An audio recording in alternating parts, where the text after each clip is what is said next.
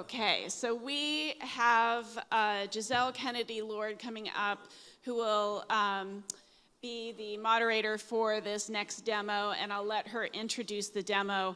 But I did want to say a few words about her. So Giselle earned a master's of gastronomy from Boston University after a decade working as a documentary videographer specializing in food and agriculture. Her research focused on how people express identity and sense of place through food, and she was named James Beard National Scholar Northwest in 2018. She is the co-author of The Arc of Taste, Delicious and Distinctive Foods That Define the United States, and she will close out Worlds of Flavor with a presentation on that, and we're very excited about that. And this book was published in the fall of 2023 and nominated for a James Beard Award and an IACP Award in 2024, which was very exciting and well-deserved. She first encountered the Arc of Taste while working as the Director of Communications for Slow Food USA, and has been an advocate of biodiversity and the preservation of historical foodways ever since. She currently works for the Farmers Conservation Alliance and continues to write and speak about food in diaspora whenever possible. And so I'm going to introduce Giselle Kennedy-Lord.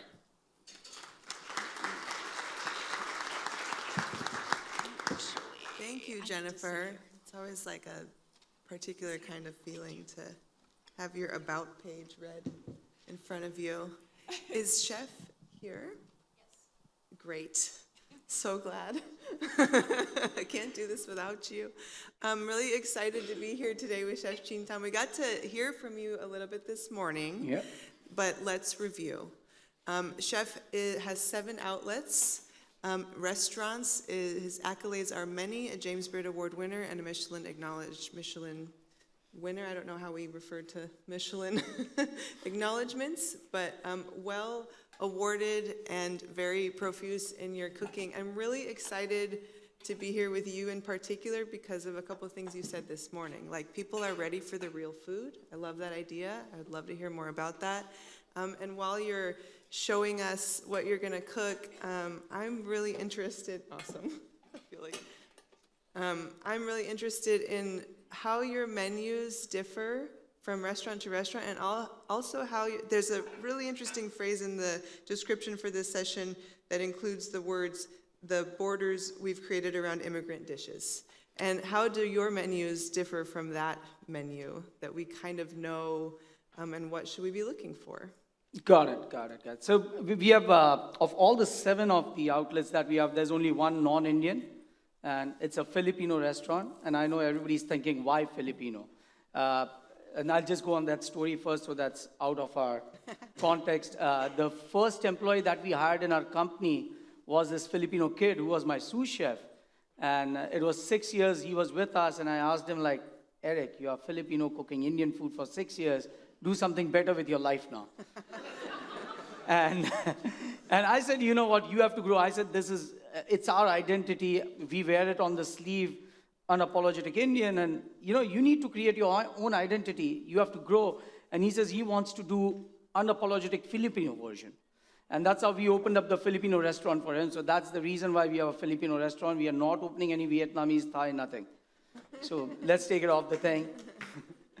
And luckily or unluckily, however you call it, that the actual opportunity comes from adversity, right?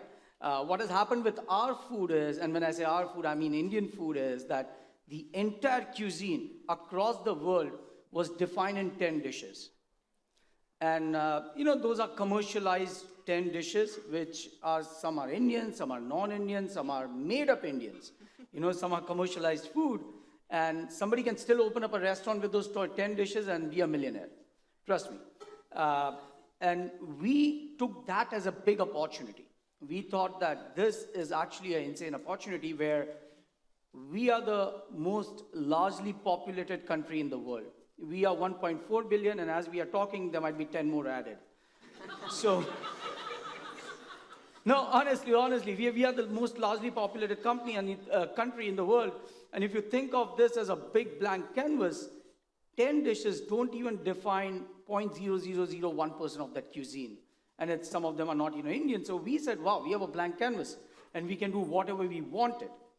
So now what we did is that we started picking up on regions. So there's a restaurant called Masala Wala, which actually serves from the eastern part of the country. And then we have a restaurant called Sema, which is the only Michelin-starred Indian restaurant in New York City right now.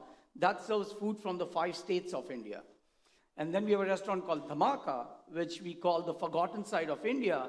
So this restaurant actually focuses on recipes which you might not even find in Indian restaurants in India. So that's how all the things are different. And then we have Adda, which is the commercial version of Indian food that we do. And then we have a fried chicken concept called Rowdy Rooster. That's it. And we are on verge of opening up a shop called Kebab Wala, which is going to focus on value-driven grilled kebabs. So, yeah, that's our portfolio. Excellent, thank you. I'm going to let you start cooking and add anything else you'd like, and I'll interject with questions. One thing, guys, I'll always say that let's keep it more interactive. I'm doing a lot of things over here. I'll be focused on it. Any questions you have in your mind, please keep on asking it. Please keep on asking the questions, and, because I've cooked this dish so many times that for me, it's like a thing which is like I'm just doing it. But for somebody watching it for first time, you might have some doubts, might have some questions. So please ask me those questions. I'll learn something new out of it, and you might learn something new out of it. Okay? So I picked up a very simple dish to do. It's called chicken tikka. It's something which all of you can just follow the recipe from here and do it at home. There are a few finer things I'll share with you, which will just make you make that dish better than what you were doing before. It's as simple as that. So what we have over here is a chicken, and it's a chicken leg. Remember, in India, when you cook chicken, you use chicken leg because that's the prime part. I got a culture shock when I moved here. So in India, if you go to KFC, which is in fact outstanding over there, please, anybody who goes to India has to try KFC over there. It's outstanding. Let's say I go to KFC and ask for a chicken, and I say I want a leg piece, I have to pay a premium money for it. And in US, it's the other way around, where you have to pay a premium money for the white meat. So that's why most of the recipes that we do and cook is on the bone, if it needs to be, or a chicken leg. Okay? I'm doing a chicken tikka, which is like a grilled chicken. I always, whatever recipes I do for a grilled piece of meat, not a mince, but a grilled piece of meat, I split it into 2. It's called a first marination, and it's called a second marination. What we have over here is a chicken with the first marination. It's got some salt inside it, it's got some vinegar, which is the citric into it, and you need to keep it for a few hours, preferably, or if you keep it overnight, that's also fine, but if you keep it for a few hours, more than enough, in a room temperature. What it will do is, it will ooze out some liquid out of it. You see the liquid over here? So what it will do is, it will ooze out the liquid, and I'll go to the reason why we have to do it. So a lot of people, one mistake they do is to fasten up their process of cooking, they don't follow the first marination. And I think one of the most important thing about grilling the meat is to follow the first marination. So over here, we have the first marination into it, and then we are going to just squeeze it out of it and have it over here. Awesome. And for the marination. Oh, sorry for that. So now we are going to do the actual marination that we need. And any questions, anyone? Any questions? And you can put those into Slido, and then Giselle, I'll ask them. Okay. So please, any questions you have, keep on asking me, because you have to make this tonight or tomorrow, that's why. I have a question. Can you tell us what tikka means? So tikka, so there are different terms for it. So the generic term is called kebabs. Mm-hmm. So like we are opening up a restaurant called Kebab Wala. So it's kebabs. Mm-hmm. And then under kebabs, you have different kinds of kebabs. So tikka is basically a morsel of meat. It could be any kind of a meat. It could be lamb, it could be fish, it could be a piece of prawn, chicken. You can even have paneer, you can even have vegetables, like a piece of it. And it's a morsel, so it's a piece of it. And that's called a tikka. Okay. Then you obviously marinate it, grill it, and eat it and enjoy it. That's called a tikka. Then there is something which is called a tikki. Tikki is basically something, could be a chunkier thing or a mashed up thing, and it's rolled up, can be coated, can be battered, and then fried or shallow fried.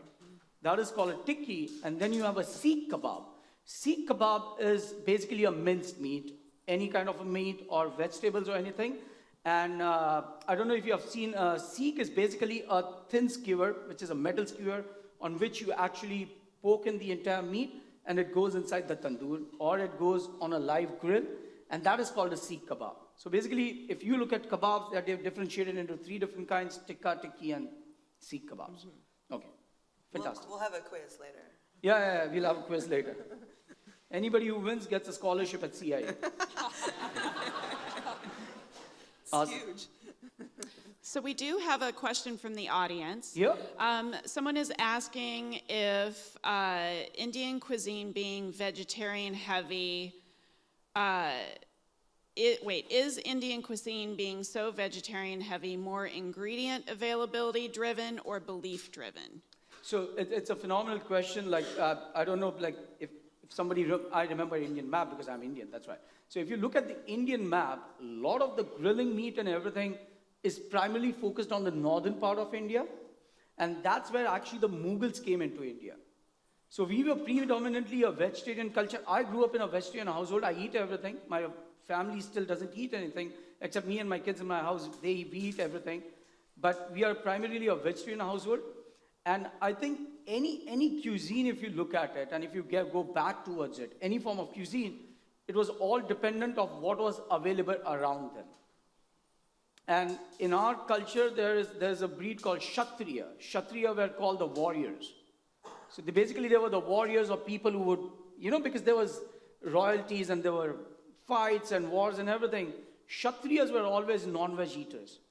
But somebody who was into a business or Brahmin or a priest, they were always a vegetarian eater.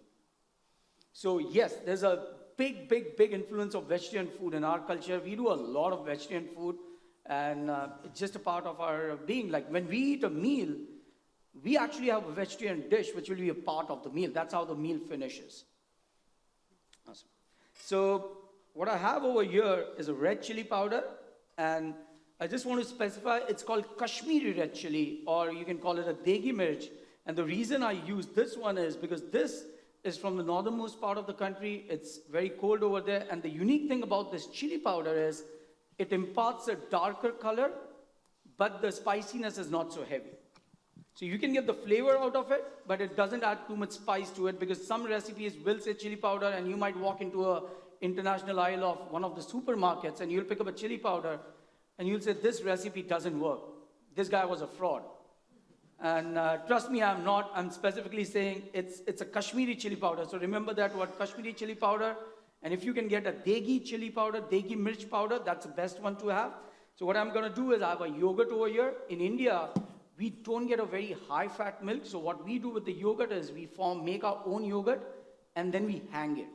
So all the liquid goes away. Next day we use it. Fortunately, over here, we are blessed with some phenomenal Greek yogurt. So I buy a full-fat Greek yogurt for all our kebabs. So I'm just going to add the yogurt over here.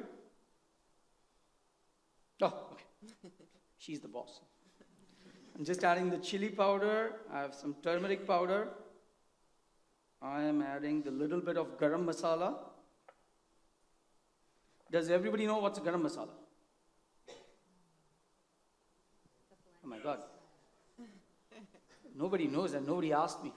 Sounds worthwhile. Yeah. So the little meaning of the word garam masala is very simple. Garam means hot. Masala means a spice blend. This is not spicy hot. It's just like they call it a garam masala. Different regions in India make a different kind of a garam masala, which fluctuates the quantity of spices that we use. We have a different kind of garam masala for our kebab. And this is that one. We have a different for our curries and everything that we use. I have a ginger garlic paste over here. For kebabs, I normally keep the ratio of ginger and garlic 50-50. But when I'm doing a curry, the ratio changes to 70-30, which is 70 garlic, 30 ginger. And then it depends. If you're doing a seafood, it's a different ratio to it. Okay? And I'm just going to add a little salt to it. and we are just going to mix it up. Would you say your home cooking is particularly representative of a regional cuisine? You're from Mumbai, is that right? Yeah. And I think India is fascinating because within India itself, you have just so many different approaches to cooking. Like the spice mix is different from one place, like many countries. But do you draw from a particular region as inspiration, or are you on a mission to represent like as much sort of particular and regional Indian cuisine as possible? So the funny thing about India is that the cuisine actually changes 30, 40, 50 miles. And a lot of time you say, this is my mother's cooking or this is my grandmother's cooking. Now the problem with India is that if you live across the road from me, your grandmother's cooking is different from mine. And both of us are right. You understand? So we try to focus on that side where, obviously I grew up in Mumbai, but I'm from a Gujarati household. So there are like different regions, different castes, subcastes. It's a complicated thing which will take at least a year to study. No, honestly, it might take a year to study. But what happens is because I grew up and then I studied food and I focused on Indian food and did some research and everything on it, I have an understanding of the food and I can implement it in a certain way. But if it was a layman, let's say you're not into part of this, then you just focus on one cuisine, that's why. I think it's really exciting to see, I think this was not the case, I also grew up with a specific cultural cuisine when we were growing up, that it's really exciting to see regional food on the menu, that I want to eat at the Indian restaurant whose menu I don't necessarily recognize as well. Because to me that says there's someone like you behind it, like someone that is infusing your personal history, your grandmother's cooking, the place where you're from, your neighbors, all of that into this menu that is yours. It's Indian, but it's yours. And I think that bringing those two together and like the world kind of being more ready for that than we were, say, 20 years ago, to embrace that instead of looking for those 10 items. Yes. No, and it's funny, like when, because as a company, we also do, and sorry, I've just taken the chicken, added inside this, and what I would say is that, just to find a point, that ideally if you're cooking like this, keep it overnight. Keep it overnight. If you keep it at a room temperature, better. If not, just keep it inside the fridge. The more it stays inside, the marination, the better it will taste. And don't do it for seafood. Because if you do it for seafood, the next day it will just mash up. So if you're doing a lamb or a chicken, lamb, if you marinate for 2 days, will give you a phenomenal result. Chicken, 1 day is fine, or at least like 16 hours to 12 hours. Don't do it for seafood, remember that.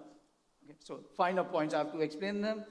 Then we have this over here. So ideally what happens is, like, in India, we cook in a equipment called tandoor. Does everybody know what a tandoor is? Yes, no, I can just... Okay, fantastic. Okay. Well, what's on the wall of tandoor? Let me ask you now. No, what's on the... No, that's a seasoning. What's on the wall of tandoor? What does the wall of tandoor comprise of? Sorry, I had to just show it to you. That's right. Don't look at this, but think about tandoor. So tandoor is basically shaped like this. Okay, it's up. And then you have a layer on top, and there's a big hole inside it. The wall is actually a clay.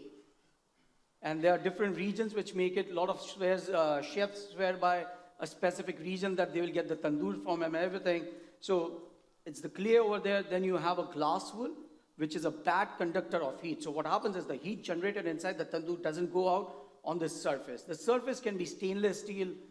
It can be marble, like the fancier ones, they put up some marbles or, funny things onto it. And on the top, you have steel on top of it. And that's the entire surface. Now think about this as a tandoor. This is the opening, and it's curved. And the seek is basically a thin piece of metal. And you'll take this chicken and you'll poke it inside it, and then it's suspended like this. What will happen is that you're going to do this recipe, and you're like, you know what? Nobody has tandoor. I don't have tandoor at home. Tandoor is a very heavy equipment. You shouldn't have it at home. Big fire risk. No, honestly, it's a big fire risk. It's a big fire risk and everything, so you need to be careful with it. very difficult to use. And nobody wants to learn tandoor to just grill once or twice in a year, right? So what I recommend is that, you can use the grill. I recommended somebody, and the guy called me up. He says, "You destroyed my event." And I said, "What happened?" He says, "I grilled the chicken and it turned black." And I'm like, "Why did it turn black?" So I had to actually run the entire exercise to understand what happened. And what happens is he used a grill like this with live fire. Now what happens is when you have a normal chicken, it is an oil-based marination. So when you do oil-based marination on a live grill like this, it cooks it, but it doesn't darken it. But in our case, we have yogurt over here. So as soon as you put yogurt on that live fire, it will burn before even the chicken is cooked. So remember that don't grill it on live fire. Don't do that. Don't do that. And if you do it, it's on your own risk, okay? Not me. So that's why. And that's the reason why we have to work the entire recipe around it. So what I do is, the safest way to do it is, nobody has tandoor. I totally get it. Fair enough, done. Just take a baking tray, have the sheet pan, apply some butter on top of it.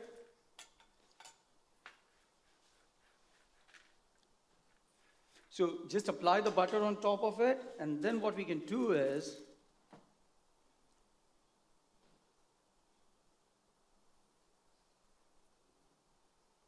oh my God, that's a small size. Sorry.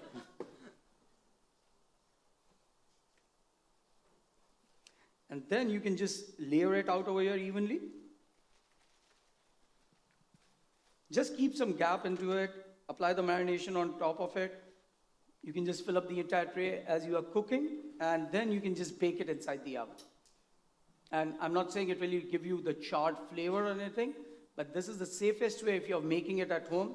Don't grill it on live fire. Otherwise, you're going to spoil your event.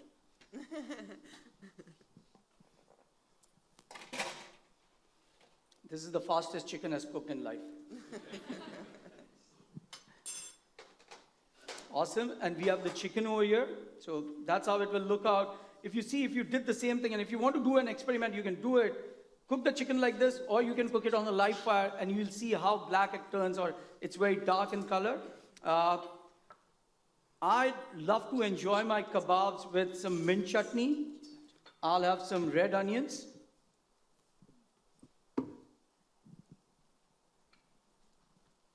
You can choose lemon or lime, whatever you need. That's why I've kept the option for you over here, so you can pick up either one you want. I like lime more than lemon, so I'm keeping a piece of lime over here. And then you can have the...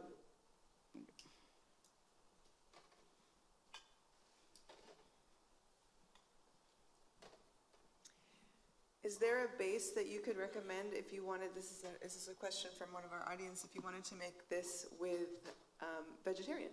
Yeah, you can use it. You can use paneer, and the paneer in this country is very bad, except ours. Sorry, before you take it, 1 minute. So before I get into that answer, I would normally not have a butter paper on the bottom because all the fat is rendered down. So what I do is, once I'm done with this, I'm just showing it. I'm not going to use this. What you can do is, you can take the fat and go on top of it. It adds an extra layer of flavor onto it. No, that's fine. You can use any vegetables. You can use the same marination. You can have tomatoes, you can have mushroom. Pineapple actually goes very well when you grill it with this marination. So yes, you can do multiple veg options onto it. If you don't have access to good paneer, which you don't have in America, you should try tofu. No, honestly, I'm saying this. I'm genuinely saying this. I was actually under depression after coming to this country because I love paneer, and the quality of paneer is very bad in this country. So yeah, you can use multiple veg options. Excellent. We have a few more questions. Yeah, please keep on shooting. This is a fun one. If tikka is grilled and masala is spice, is the spice for tikka masala always the same? I didn't get that. If tikka means grilled and masala means spice, are we tracking? Is this right? Is the spice for tikka masala always the same? So first and foremost, let me break a myth for you that tikka masala actually is not an Indian dish.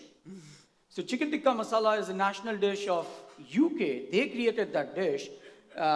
Yes, it was created in UK by a Bangladeshi chef.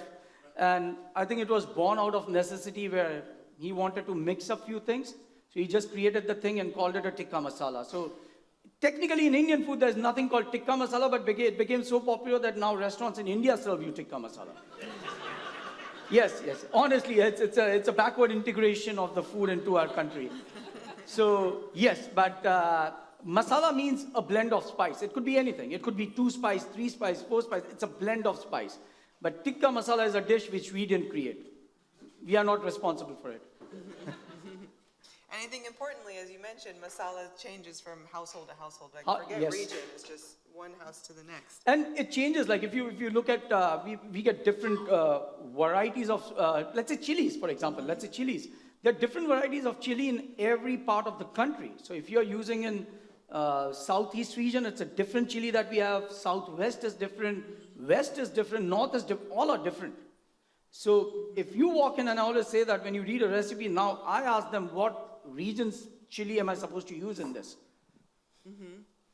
I think it's a case for being specific about variety, which I was here in April talking a little bit about that, how it's really great when you see on a menu or just in talking to somebody making food what varieties they're using. I got locked out. I do remember a question though. How do you envision educating the sort of dining public in the US about Indian food? Or do you? I always say, we are in business of selling food. Education is something that depends on the person, what he wants. Our job is to sell you the food. An institute like CIA can actually teach people about food. They can empower people with that knowledge. We don't have that bandwidth to teach people. Like, I cannot walk into every person and give them a history about Indian food. Genuinely, I cannot. So our job has been very simple, that our job is to cook good food and give a great experience to customer in our restaurant. If you ask me a question as to what it is, it's my job to answer you. But we are not somebody who wants to impose that on people who are dining. Let's say you're on a romantic date. You don't want to hear about me talking about what my grandma's masala is. You don't want to, right? You want to enjoy that evening, have good food, have a fun time, and leave. So I think a lot of chefs try to do it, and I personally find it very annoying. So I always say that I myself, anything that I create, I look at it as a consumer first and then as a chef. Sure. And because we're running out a little bit, this is a nice one to end on. How would you eat this with your family around the table at home? I think that the question is probably referring to Awesome. Mumbai home, So, or maybe your home. first and foremost, I specifically said that I grew up in a vegetarian household. I still can't cook meat at home. I'm not allowed to cook at home. But the way I'll eat it with my friends is I would love to have chilled beer or a glass of red wine. And the way I eat, I'm just going to use my hand, please. That's unapologetic. So I take this, I will have a little onion, mint chutney, some juice on top of it. That's it.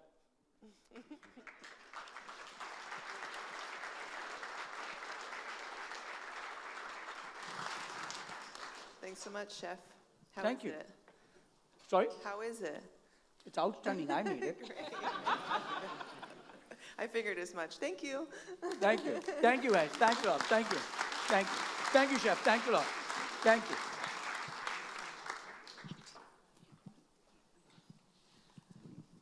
All right. So thank you to Giselle. Thank you again to Chef Chintan. We are now going to head to our world marketplace. So hopefully your appetites have been stoked there. And I just wanted to remind you that we have places to eat and drink in all 3 spots. We've got second floor, first floor, and outdoors. And then we will have Dos Bandoleros, a Spanish Latin band. And then we'll meet back here in Ecolab at 2 p.m. for a session where we welcome chefs Ista Belfridge and Christine Lau to the stage.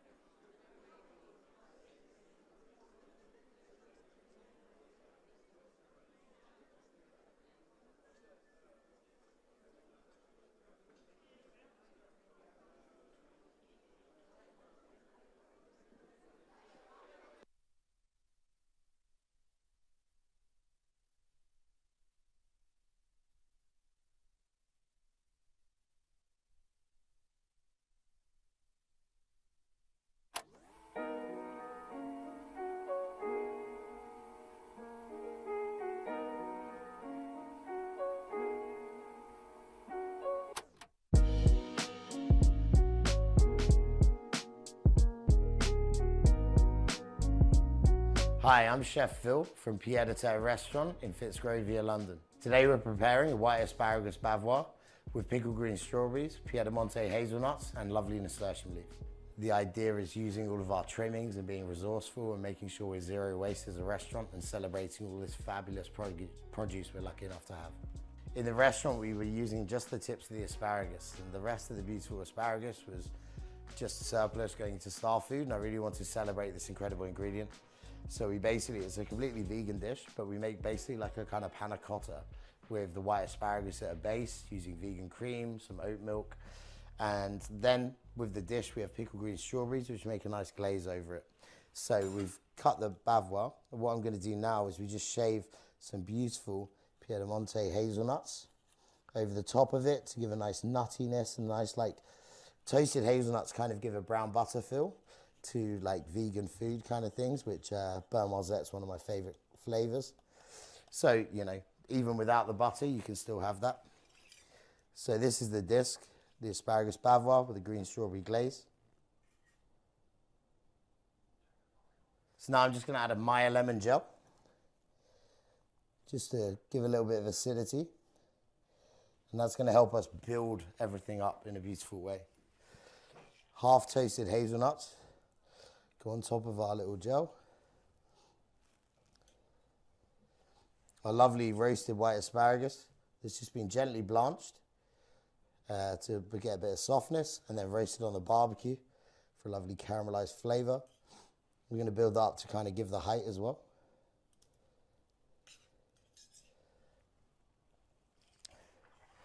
Beautiful pickled green strawberries, which used to be discarded, and because they're not sweet and they're more of a savory product. And we found pickling them to give an amazing acidity, which I believe acidity to be a seasoning of food, just like salt and pepper. And it's got a really firm texture, and it's just also something a bit different and a bit interesting. Finally, we finished that with some beautiful nasturtiums that are grown less than 100 yards from the building. We have an amazing man, and we're working with him to grow different things. We grow sorrels, we grow all of our herbs, because I just kind of got used to it before. And in the end, we end up with a beautiful asparagus bavarois.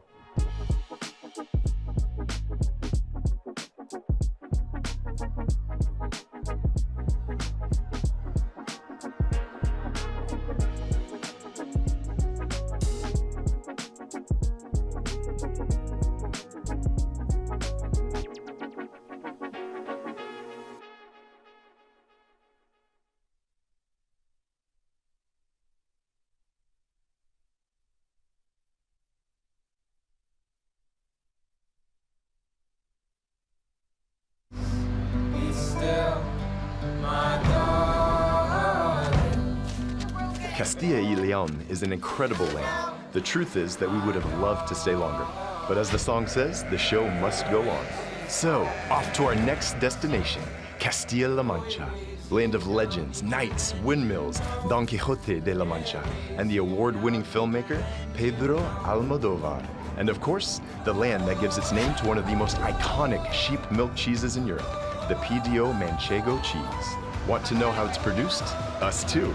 And thanks to Samuel's kindness, we were able to discover it. Samuel gave us a personal visit to one of the most modern and innovative factories in Southern Europe.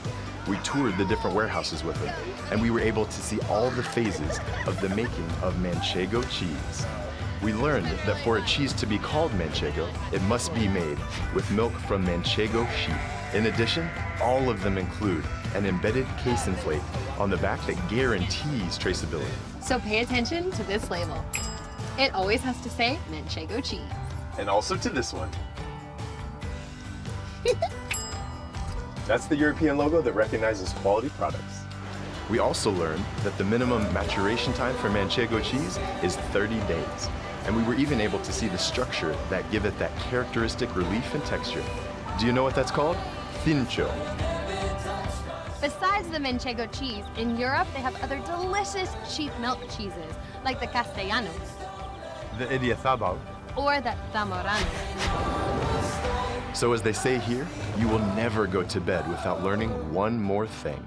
But before going to sleep and ending our third day of our road trip, we were able to taste the incredible Manchego cheeses in an amazing setting.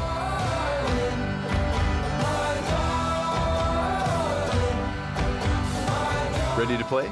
Discover the European cheese stories at cheesestories.eu. Funded by the European Union.